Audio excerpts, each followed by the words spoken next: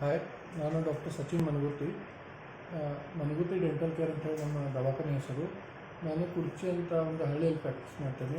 ಇದು ರಾಯಬಾಗ ತಾಲೂಕಿನ ಒಂದು ಸಣ್ಣ ಹಳ್ಳಿ.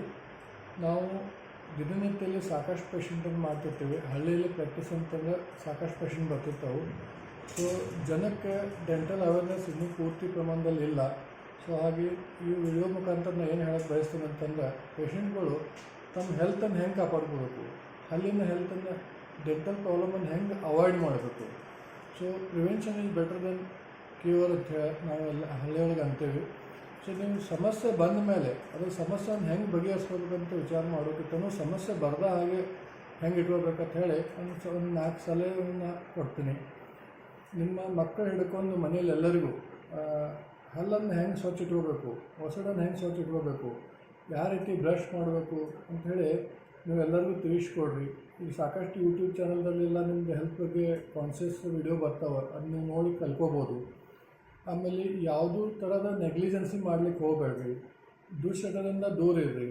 ಆಮೇಲೆ ಮನೆಯಲ್ಲಿ ಹಿರಿಯರಾಗಲಿ ಸಣ್ಣ ಹುಡುಗರಾಗಲಿ ಯಾರೋ ತಂಬಾಕು ತಿಂತಿರೋ,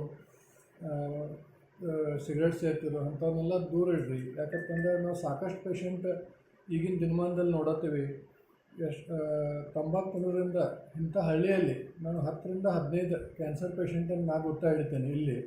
ಇದೇ ರೀತಿ ಎಷ್ಟೋ ಡೆಂಟಿಸ್ಟ್ ಇರ್ತಾರೆ. ಅಂದರೆ ವ್ಯಾಪಾರಿ ನಮ್ಮದು ಬದುಕು ಯಾಕಡೆ ಸಾಗತೈತಿ.